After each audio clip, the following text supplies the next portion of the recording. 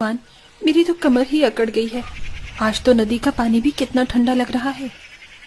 अरे नहीं कोयल, कोयल बहू जल्दी हट वहां से। मेरी बच्ची देख, वहां सांप है। कहाँ कहाँ है सांप? कोयल ने न आव देखा न ताव और वो जल्दी से वहां से भागकर अपनी सास की तरफ आ जाती है। कुछ दूरी पर ही काले रंग का मोटा नाग लहर रहा था, जिसको देखकर दोनों सास बहू का दिल दहल गया। माँ जी, ये तो हमारी ही तरफ आ रहा है। क्या करे, क्या ना क्या है। अब जब जंगलों में रहते हैं तो फिर इन चीजों का डर अपने मन से निकालना ही पड़ता है। तू हट, इस काले नाग को तो मैं देखती हूँ। ममता ने एक पत्थर उठाया और उस नाग के मुंह पर दे मारा। पत्थर के वार से वो डर गया और तेजी से रेंगता हुआ दूर चला गया। सांप को जाते देख दोनों सास बहू की जान में जान आई। बहू, क्या हुआ? तू ठीक तो है ना? हाँ माँ जी, मैं ठीक हूँ। माँ जी, आखिर कब तक हमें इन्हीं सब मुसीबतों को झेलना पड़ेगा? बहू चुप हो जा, ऐसे दिल को छोटा मत कर। ममता ने कोयल को संभाला और फिर दोनों सास बहू ने मिलकर नदी पर कपड़े धोए। कपड़ों के धोने के बाद ममता कोयल से बोली, बहू अब तू एक काम कर, मुझे घर से मटका लाकर दे दे, मैं पीने का पानी भर लेती हूँ। और तू अब जरा जंगल में साग पत्ते और लकड़ी इकट्ठी करा, कल चूल्हे में सारी लकड़ियां जल गई थी। जी माँ। ममता ने जैसे बोला कोयल ने वैसे ही किया। उसने पहले उसे नदी पर मटका लाकर दिया और फिर वो नंगे पांव जंगल में साग पत्ते ढूंढने को निकल गई। जैसे जैसे वो जंगलों में जाती रहती, अजीब अजीब से जानवरों की आवाज से उसका दिल हमेशा घबराता रहता। हे भगवान, रोजाना ही जान पर खेलकर अपने पेट की खातिर इस जंगल की गहराइयों में जाना पड़ता है। डर लगता है कहीं से शेर न आ जाए और मुझे कच्चा जबा जाए। कोयल ने ऐसे बोला ही था कि तभी उसे पास की झाड़ियों में हिलने की कुछ आवाजें आईं। उस आवाज को सुनकर वो घबरा गई। हे भगवान, लगता है आज तो यमराज आ ही गए मुझे लेने को। जय हनुमान जी, मदद करो। कोयल बहुत ज्यादा डर गई थी। धीरे धीरे झाड़ियों की हलचल बढ़ी और एक खरगोश वहां से निकलकर भागा। अरे, ये तो बस एक खरगोश था। ओह, मेरी जान तो आज निकल ही गई थी। अब जल्दी से लकड़ी और पत्ते ले लेती हूँ, इससे पहले कि कोई अनहोनी हो जाए। कोयल ने जल्दी जल्दी खाने लायक पत्ते ढूंढ लिए और उन्हें लेकर उसने लकड़ियां इकट्ठा की और सब कुछ लेकर वो अपने घर चली गई, जहाँ मिट्टी की कुटिया के बाहर उसने मिट्टी के चूल्हे में आग जलाई और सभी के लिए खाना बनाया। एक तरफ कोयल कुछ इस तरह से रह रही थी तो वहीं दूसरी तरफ उसकी बहन माया का कुछ इस तरह से अपनी जिंदगी गुजार रही थी। लक्ष्मी, लक्ष्मी कहाँ हो? जी मालकिन। तुमसे कितनी बार बोला है कि जब मैं यहाँ बैठ जाया करूँ तो मेरी कॉफी आने में देरी नहीं होनी चाहिए। तुम्हें मेरी बात समझ में क्यों नहीं आती है? माफ करना मालिक, वो अभी बड़ी मालकिन ने कुछ काम बता दिया था तो मैं ला नहीं पाई। अब मुझे अपनी मजबूरियां ना बताओ, जाओ जल्दी से मेरी कॉफी लेकर आओ। माया के ऑर्डर्स पर लक्ष्मी, जो कि उसकी नौकरानी थी, वो कॉफी बनाने चली गई और एक बड़ी सी प्लेट में एक मग कॉफी और साथ में पकौड़े तल कर ले आई। माया इस सब का मजा कश्मीर की बर्फ देखते हुए आग के सामने बैठकर ले रही थी। वाह, मेरी तो किस्मत के ताले ही खुल गए जो मुझे ऐसा ससुराल मिला, कश्मीर का।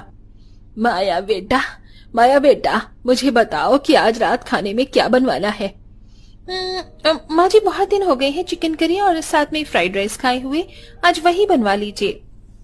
ठीक है, और मेरा तो आज मन कर रहा था कि रात के खाने में कस्टर्ड भी बनाया जाए। कस्टर्ड? वो तो मुझे भी बहुत पसंद है। ठीक है माँ, आप वो भी बनवा लो। माया को सब कुछ थाली में परोसा हुआ मिल रहा था तो वहीं उसी की एक बहन जंगल में एक छोटी सी कुटिया में किसी तरह अपना रहना सहना कर रही थी।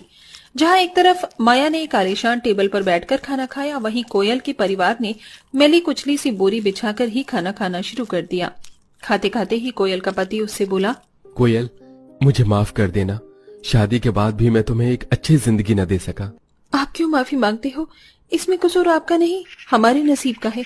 और वैसे भी भगवान श्री राम जी ने भी तो 14 वर्ष वन में गुजारे थे, तो फिर हम क्या लोग हैं। तुम्हारी यही बात मुझे सबसे ज्यादा पसंद है, तुम कभी शिकवे नहीं करती। वैसे कोयल, मैंने सुना है यही जंगल से निकलकर बाजार में कहीं किसी ढाबे में एक नौकर की जरूरत है। मैं सोच रहा था कल वहां जाकर देखूं, हो सकता है 4 पैसे कमाने का जरिया ही मिल जाए। ये तो बहुत अच्छी बात है। ठीक है, आप सुबह में ही चले जाना। पूरे परिवार के मन में एक आस सी जगी।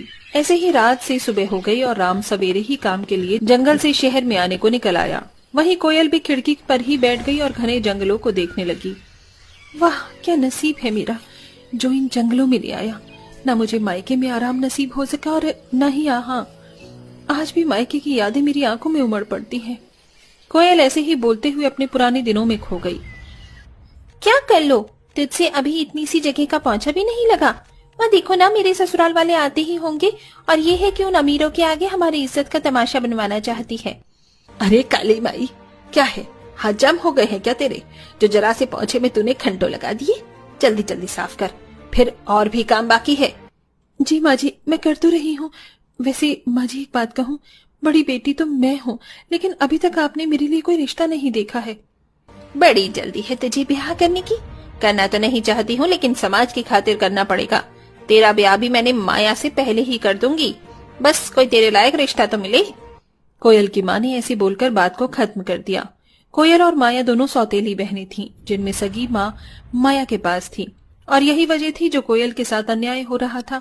कुछ ही देर में माया को देखने रिश्ते वाले आ गए, जिनकी कोयल ने खूब सेवा, लेकिन माया गोरी चिट्टी थी, इसलिए बात उसी की पक्की हो गई।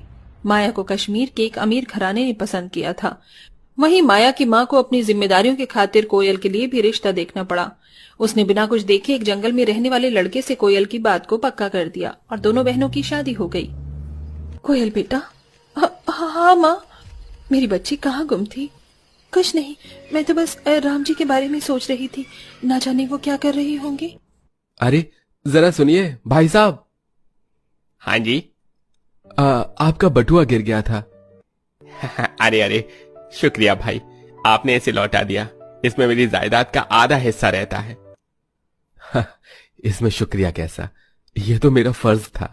बड़े ईमानदार हो, वरना जैसी हालत लग रही है ऐसे में तो इंसान जानवर बन जाता है। कुछ और तो कमा नहीं सका, अब क्या ईमानदारी से भी रुख मोड़ लेता। अच्छा अब मैं चलता हूँ। अच्छा रुको रुको, सुनो जरा। जी। बुरा ना मानो तो एक बात कहूं, मुझे तो तुम देखने से जरूरतमंद लगते हो। तुमने मेरी मदद की, मुझे भी कुछ मौका दो। जी नहीं, मुझे आपसे कुछ नहीं चाहिए, बल्कि मैं तो इस बाजार में काम की तलाश में निकला हूँ। चलता हूँ। अरे तुम मेरी फैक्ट्री में काम पर लग जाओ, मैं कुछ टाइम के लिए यहाँ आया हुआ हूँ। मुझे मेरी कंपनी के लिए एक ईमानदार आदमी चाहिए। मोहन की बात सुनकर राम के कदम रुक गए और उसने मोहन के यहाँ की काम करने को हामी कर ली। मोहन एक बड़ा बिजनेसमैन था। उसने राम को अपनी फैक्ट्री में एक लेबर का काम दे दिया। राम ये काम पाकर बहुत खुश हुआ और अपने काम की खुशी में वो अपने घर मिठाई भी लेकर गया। अरे वाह, मैं आपके लिए बहुत खुश हूँ। सभी राम से बहुत खुश थे। अब ऐसे ही राम रोजाना काम पर जाता था। उसका दिमाग तेज था तो वो हर चीज को बड़े अच्छे से कर देता था, जिसकी वजह से मोहन ने उसे खुश होकर प्रमोशन दे दिया और उसे अपनी फैक्ट्री का मैनेजर बना दिया। कोयल नहीं जानती थी कि उसके पति का मालिक कौन है, लेकिन अब उनके दिन बदल चुके थे। वो जंगल से निकलकर बड़ी हवेली में रहने लगे थे और ऐसे ही एक रोज राम को मोहन ने अपने घर की पार्टी में इनवाइट किया। मिसेस मैनेजर, जरा अच्छे से तैयार होकर चलना। आज बॉस के भी वाइफ वहां आएंगी और माँ को भी अच्छे से रेडी करवा देना। कोयल, आज की शाम बहुत हसीन होगी। फिक्र ना करें मैनेजर साहब, सब कुछ सही होगा। कोयल, राम और ममता सभी जाने को तैयार हो गए। वो सभी महंगे कपड़ों में थे, ऐसे कपड़े जो कभी उन्होंने पहनने का सोचा भी नहीं था। सभी तैयार होकर बड़ी गाड़ी में बैठकर पार्टी में पहुंचे, जहां दोनों बहनें टकरा गईं। कोयल, तुम यहाँ? माया, तुम यहाँ कैसे? दोनों अभी हैरान ही थीं कि तभी पीछे से उन दोनों के पति आ गए। देखो कोयल, ये है मेरे बॉस और ये इनकी पत्नी। जीजा जी। अरे क्या इत्तेफाक है, अभी तक जिस राम को मैं बस महज एक एम्प्लॉय समझ रहा था, वो तो मेरा बहनोई निकला। अरे अरे। राम और मोहन एक दूसरे से कसकर गले लगे। वहीं अपनी काली बहन को मिट्टी से निकलकर महलों तक पहुंचा देख माया का मुंह उतर गया, लेकिन झूठे मुंह उसे मुस्कुराना पड़ा। कोयल का सर गर्व से ऊंचा हो चुका था। इसीलिए तो कहते हैं कि अपनी अच्छाई को कभी नहीं छोड़ना चाहिए, क्योंकि कर्मों का फल आज नहीं तो कल मिल ही जाता है।